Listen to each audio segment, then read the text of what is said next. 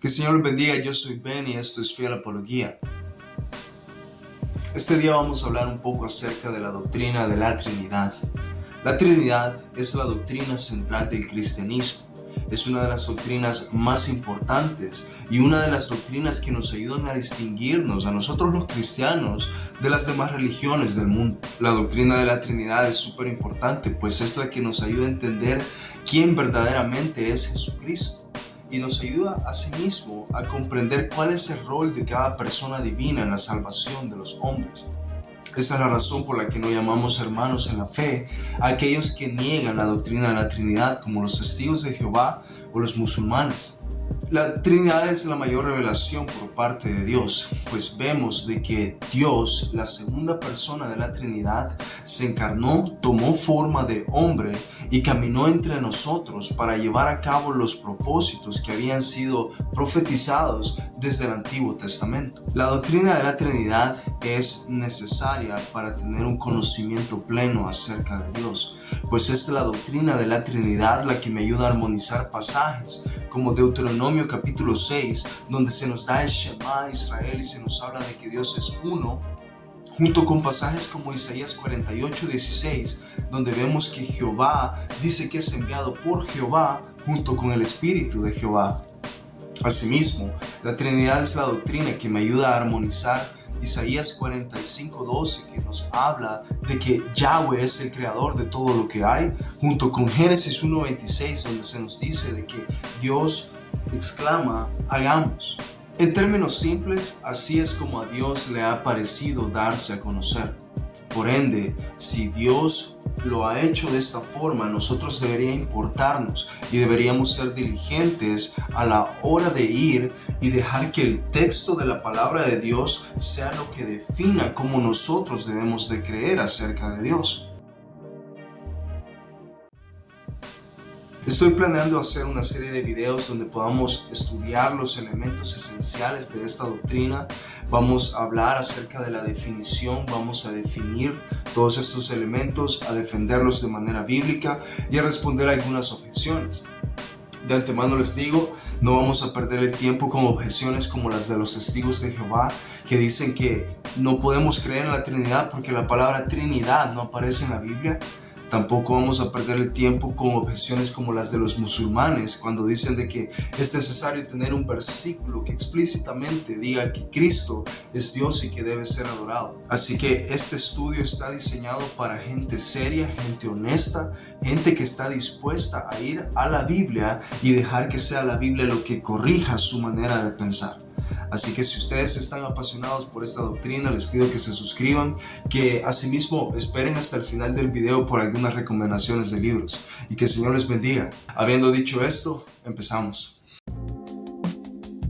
¿A quién pues ustedes me harán semejante para que yo sea su igual? Dice el Santo.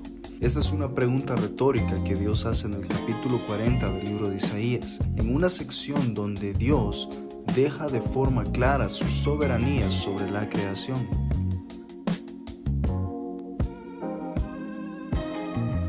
El Dios de la Biblia no deja lugar para ninguna duda de su control absoluto sobre la creación.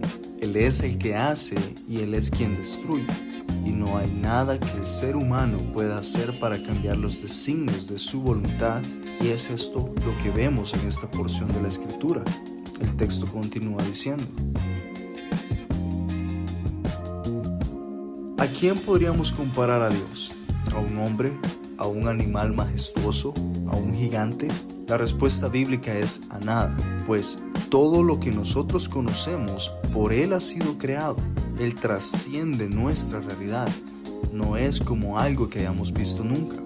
Esta porción continúa por afirmar lo obvio: los dioses que son creados, por definición, son falsos. Toda imagen de talla, toda estatua, toda imagen que tenga su origen en la mente de un hombre no es más que eso, una imagen.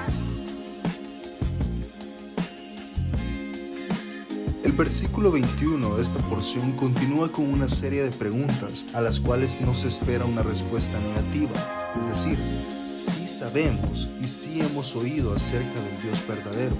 El lenguaje usado en el versículo 22 hace referencia no necesariamente a tamaño, pero sí en majestad o poder. Los versículos 23 y 24 vienen a reforzar las ideas previamente dichas por el profeta, que sí, Dios es soberano. Yahweh no es el tipo de Dios que un hombre podría inventarse. Es muy importante para todo cristiano reconocer ciertas verdades de Dios.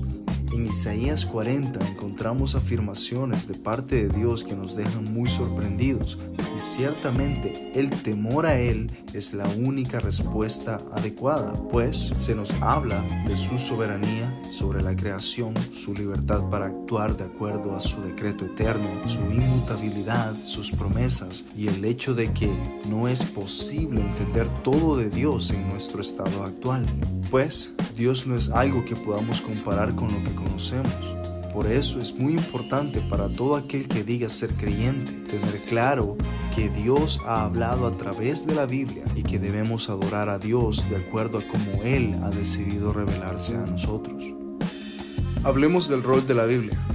Tener la palabra de Dios en el lugar más alto de nuestra estima es imperativo para conocer a nuestro Dios. Sin lugar a duda es triste ver cómo la Biblia ha sido y sigue siendo abusada y adulterada por hombres corruptos de entendimiento que han decidido no conformarse a lo que les ha sido revelado. He aquí el origen de todo sistema opuesto al Evangelio de Jesucristo. Sin embargo, Dios ha mantenido y guardado su palabra de todo tipo de ataques, sean religiosos o seculares. La Biblia se ha mantenido infalible.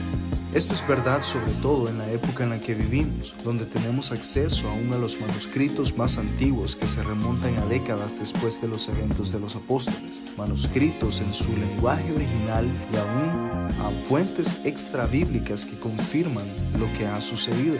Entonces, la pregunta para todos es la siguiente: ¿estás dispuesto a dejar que Dios sea el que defina los términos?